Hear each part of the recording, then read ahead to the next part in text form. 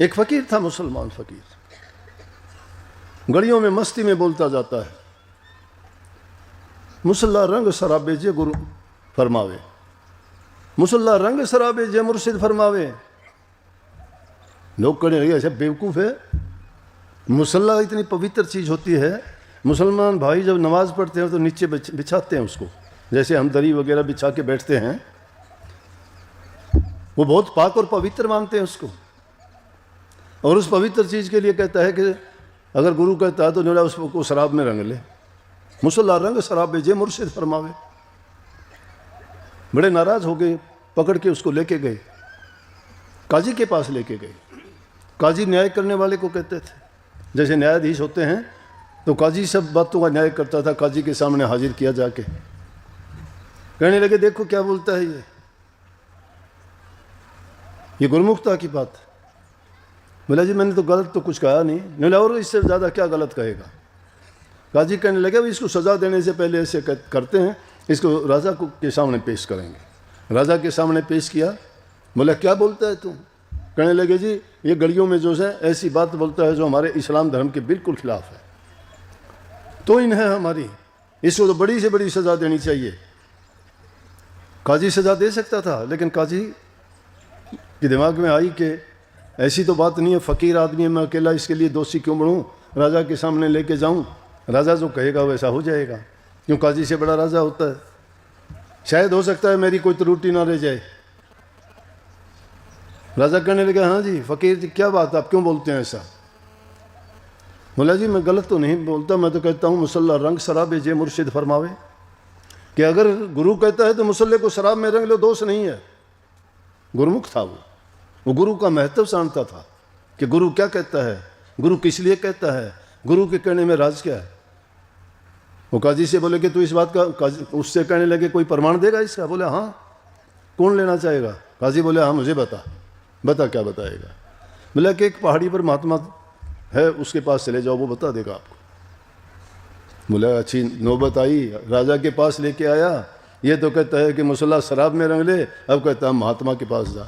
मैं न्यायकारी आदमी, ऊंचे पद वाला, महात्माओं के चक्कर काटो।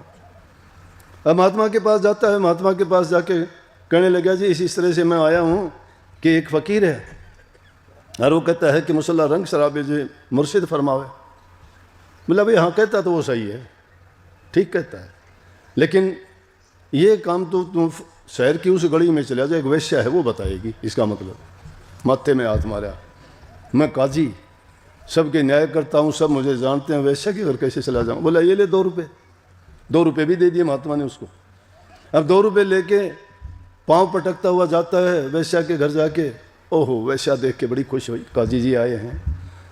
और तो बहुत ऐसे वैसे लोग आते जाते ही रहते हैं रोज़ाना कि मुजरा देखने के लिए आए हैं। बिछा दिए उसने, गलीचे लगा दिए, मसन लगा दिए। बोला इनकी चीज़ों की ज़रूरत नहीं, मैं जो काम आया हूँ वो काम पूछना है। बोला काम क्या है, बैठो आप, काम एक ही होता है यहाँ और दूसरा कोई काम नहीं है। बोला लेकिन मेन जो यहाँ नाचने वाली है वो तो है नहीं यहाँ पे, वो तो गई, लेकिन अब क्या है कि एक जवान लड़की है आज तक नाची नहीं, उसको पेश करती हूँ। उसको बुलाया, करने लगी तैयार होके आ जा तू, काजी आया है। बोली आज तक मैं कभी नाची नहीं। बोला तुझे सिखा रखा है, शुरू कर ले आज से। शहर का इतना बड़ा आदमी, और ये अवसर कब आने वाला है, तेरा तो मुहूर्त भी अच्छे आदमी से होता है। मुजरा दिखा उसको, खुश होके, पता नहीं क्या दे देगा क्या करेगा।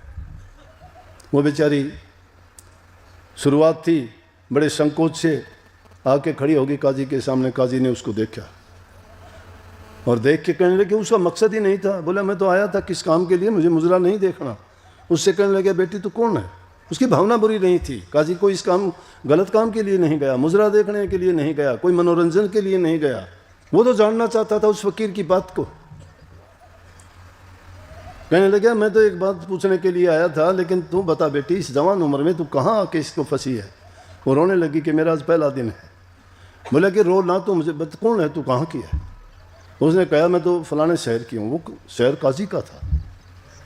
काजी के कान खड़े हो गए, बेटी किसके, कौन सी गली में। बोले मैं उस गली की रहने वाली थी। ऐसी क्या नौबत आई तुम्हें, ऐसी जगह में आई।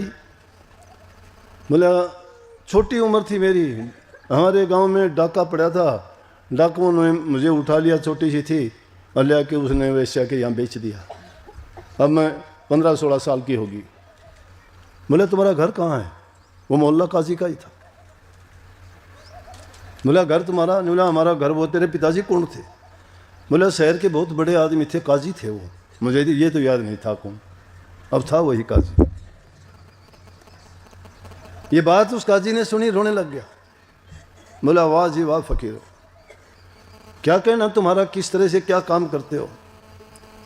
मेरी 12-14 साल पहले कोई लड़की आज मुझे मिलवा दी, उसको पैसे दे के और उसको वापस घर ले आया और घर ले आके बता दिया। उस फकीर ने कहा नौला, हाँ वो मिल गई, फकीर से कह गया, बोला कि आपने बड़ा उपकार किया, मुझे सही जगह भेज दिया।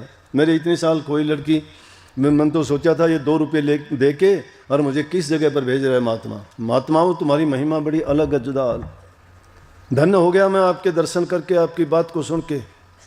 और क्या पता वो मेरे लिए उसने ऐसा। मैं कहता हूँ इंसान की जब सोच अच्छी होती है और वो कुछ अच्छा करना चाहता है, परमात्मा उसके लिए रास्ते बना देता है, उसके लिए ऐसी सीढ़ियाँ लगा देता है, वो जहाँ कहीं जाना चाहता है उसको पहुँचा देता है, बिना तकलीफ के, बिना किसी परेशानी के। लेकिन उसका कर्म अच्छा होना चाहिए, सोच अच्छा होना चाहिए, उसमें परहित पर उपकार होना चाहिए, उससे किसी का नुकसान नहीं होना चाहिए।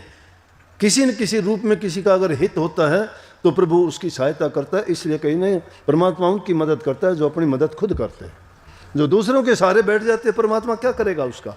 आप शिकायत करते हो, बुरी आदतें तो त्यागते नहीं, फिर जाके कहते हो मेरा ये नहीं होता, मेरा वो नहीं होता, मेरा ये करो वो करो। जाके और कहने लगा उस फकीर से कह देना कि ये जो है कलमा पूरा पढ़े, अधूरा है ये कलमा, पूरा अब पढ़ के बताएगा तुझे क्या था। राजा के सामने सारी हकीकत बताई, लड़की को पेश किया, राजा भी बड़ा खुश हुआ। तो उससे कहने लगा फकीर ने ये कहा है, उसने जो आपने बताया था पहाड़ी पर है, कि इसको कलमे को पूरा कर। अब ये कलमा अधूरा है आपका। मुसल्ला रंग शराबे जे मुर्शिद फरमावे। कहने लगा मैंने ये पूरा कर दूंगा, ये था पूरा मुसल्ला रंग शराबे जे मुर्शिद फरमावे, क्योंकि वो है वाकिफकार कदमीर, वो गलती नहीं खावे। वो वाकिफकार है गुरु, जानकार है, वो गलती नहीं खाता है, गलती हम खाते हैं, क्योंकि हम अपने स्वार्थ से बात करते हैं, क्योंकि हमारे दिल में कपट है। जिस इंसान के दिल में कपट होगा दूसरे को अच्छा कैसे सोच सकता है। इसलिए घट कपट दूर जब कर देता है इंसान, सच्चाई उसको नजर आती है। गुरु को तो एक पल के लिए याद भी नहीं रखते। इंसान बहकता कब है? जब गुरु के ज्ञान को, गुरु के सिद्धांत को, गुरु के नियमों को, गुरु की मर्यादाओं को भूल जाता है। गुरु ने जो मर्यादाएं हमारे लिए बांधी हैं, नेम जो हमारे लिए करवाए हैं, अगर वो याद रखे तो मैं कहता हूँ कभी नहीं भटकता। अरे प्रकृति ने जिसके लिए जो चीज़ें बनाई हैं, क्या वो उनसे पशु जीव जंतु जानवर भी नहीं भटकते? शेर को कभी घास खाते हुए देखा है क्या? नहीं खाता, प्रकृति ने नहीं बनाया। लेकिन इंसान तो सब कुछ कर लेता है, ये नहीं छोड़ता, दूसरे जीव को नहीं छोड़ता। ऐसे ऐसे इंसान को भी खा जाते होंगे, मैंने सुनी ऐसी बातें, झूठी सच्ची होंगी, लेकिन पता नहीं। किसी ने मुझे ये बताया कि एक जगह हमने ऐसा देखा कि छोटे बच्चों का मांस खाते हुए देखा होटल में। मुझे तो ये बात जचती नहीं। नूला हाँ नूला है, ऐसा होगा भाई। एक भूखा इंसान तो पता नहीं अपने आप को भी खा जाएगा, लेकिन और दूसरी चीज़ें ऐसा नहीं करती कोई भी। इसलिए ये सारी सृष्टि नियम के मुताबिक चलती है। हम नियमों का उल्लंघन करते हैं, इसीलिए हमारे ये परेशानियां ज़्यादा होती रहती हैं। परेशानी दूसरा हमें नहीं देता, हम खुद पैदा करते हैं अपने लिए। परेशानी से बचना चाहता है इंसान तो उसकी रज़ा में राजी रहो, मालिक की मौज में चलते रहो। बुरा वक्त आता है तो भी सोचो कि ये भी कोई न कोई अच्छा है, वो भी रुकने वाला ठहरने वाला नहीं। वक्त कभी रुका थोड़ा है, आज बुरा आया है कल को अच्छा भी आ जाएगा।